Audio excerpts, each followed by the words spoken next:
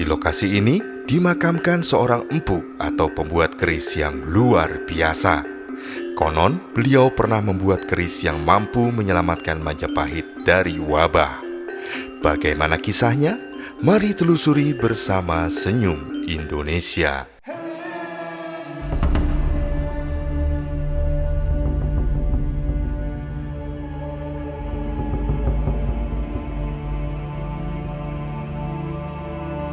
Perjalanan Senyum Indonesia memang kadang tak bisa diduga.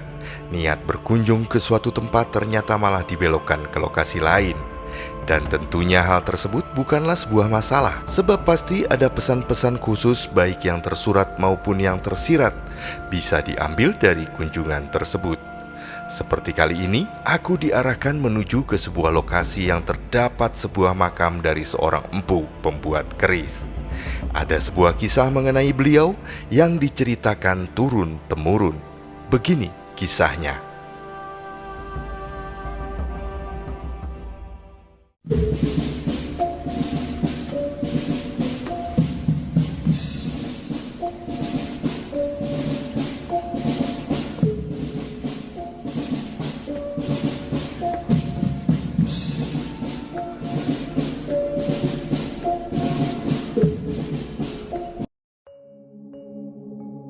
Pada suatu ketika, kerajaan Majapahit dilanda wabah penyakit atau pagebluk.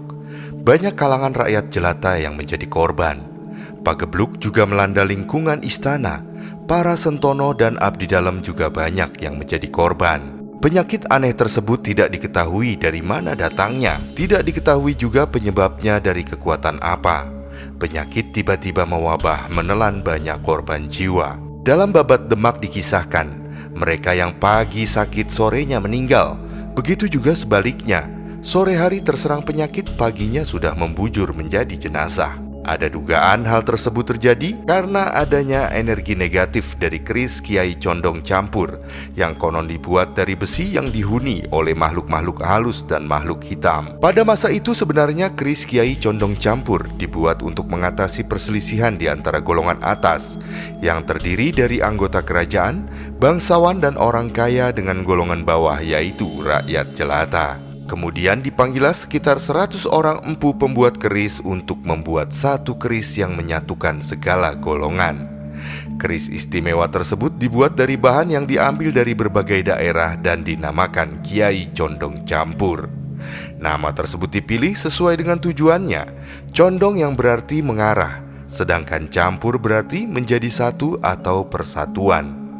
Sebulan setelah keris tersebut disimpan di ruang pusaka keraton di wilayah kerajaan Majapahit di Jawa Tengah dan Jawa Timur, terjadi wabah penyakit sampar atau pagebluk. Wabah kali ini jauh lebih ganas dan berbahaya daripada yang sebelumnya pernah terjadi. Pada kejadian wabah pagebluk yang sebelumnya pernah terjadi, berbagai ritual gaib dan keagamaan diselenggarakan.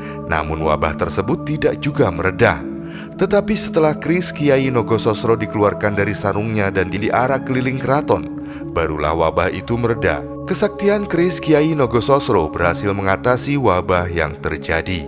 Tetapi kali ini, sekalipun berbagai ritual gaib dan keagamaan telah juga dilakukan, dan keris Kiai Nogososro telah dikeluarkan dari sarungnya dan diarak keliling keraton, wabah tersebut tetap saja tidak mereda. Bahkan semua pusaka keraton juga sudah dikeluarkan, tapi wabah tersebut tetap juga tidak mereda. Pada wabah kali ini pula, Putri Ayu Sekar Kedaton ikut jatuh sakit. Banyak tabib dari penjuru negeri dihadirkan untuk menyembuhkan sang putri. Namun tidak ada yang menampakkan hasil.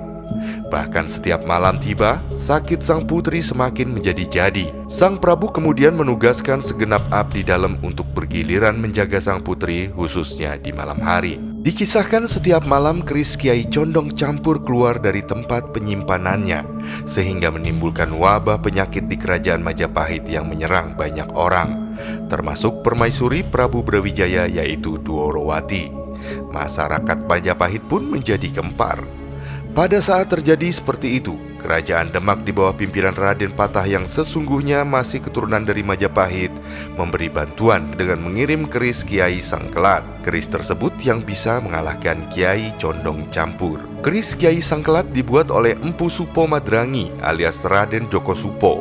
Raden Djoko Supo mewarisi kemampuan ayahnya yang dikenal sebagai empu hebat dari kerajaan Majapahit yang hidup di sekitar abad ke-15. Sebenarnya Majapahit saat itu sudah memiliki satu keris yang dianggap sakti mandraguna. Keris tersebut bernama Kiai Nogososro atau Sabuk Inten, merupakan salah satu keris legendaris yang dibuat oleh seorang empu sakti mandraguna bernama Empu Kinom. Keris Kiai Nogososro merupakan keris tersakti yang bisa membantu melanggengkan kekuasaan seseorang. Kekuatan yang dimiliki keris ini digadang-gadang mampu menaklukkan jagat kayangan apabila sedang mengamuk. Namun kemampuan Kiai Nogososro ternyata tidak dapat mengalahkan Kiai Condong Campur yang tengah mengamuk. Saat itu, keris Condong Campur sedang melintasi langit Majapahit. Melihat itu maka tampillah keris Kiai Nogososro. Mereka bertarung di udara pada malam hari dan akhirnya keris Kiai Nogososro kalah. Akhirnya Empu Supo Madrangi mengeluarkan keris Kiai Sangkelat dari sarungnya. Dengan secepat kilat keris Kiai Sangkelat menerjang Kiai Condong Campur sehingga patah menjadi dua. Setelah kejadian itu, wabah pagebluk yang menyerang Majapahit mereda dan sang putri pun berangsur pulih kesehatannya.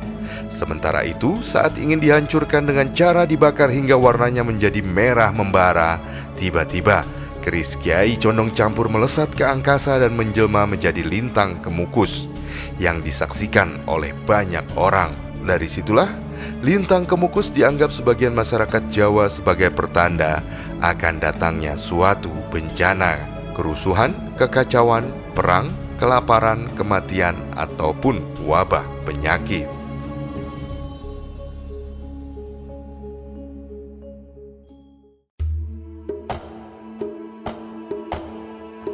Makam Empu Supo yang terletak di daerah Gurung Banyudono, Boyolali letaknya tak begitu jauh dari area alun-alun Pengging. Ada beberapa penunjuk jalan menuju ke makam Empu Supo.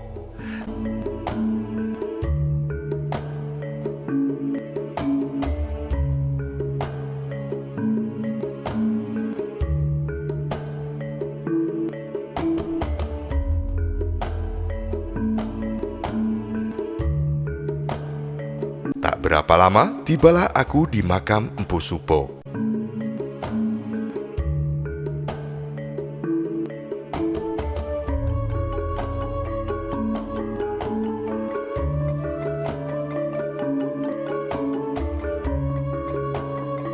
Tampak sebuah area pemakaman umum yang tak begitu luas.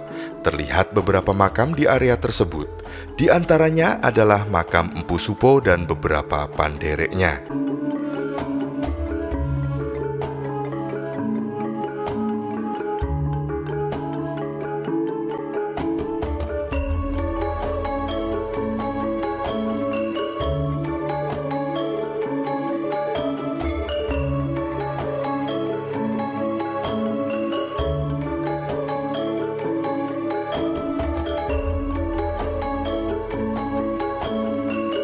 Namun mohon maaf, karena hari itu sedang banyak pengunjung ke makam Empu Supo, maka rasanya aku tak ingin mengganggu pengunjung yang lain dengan aktivitas mengambil gambar di area dalam komplek makam.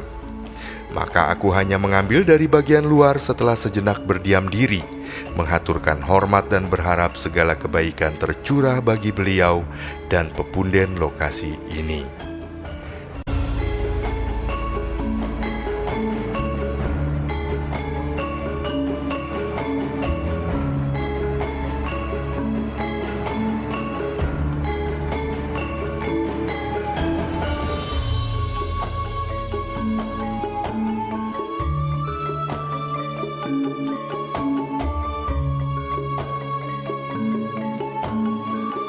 Tak lama, aku pun segera meninggalkan lokasi dengan perasaan bahagia bisa berkunjung ke salah satu empu pembuat keris kenamaan Nusantara dalam segala kesederhanaannya.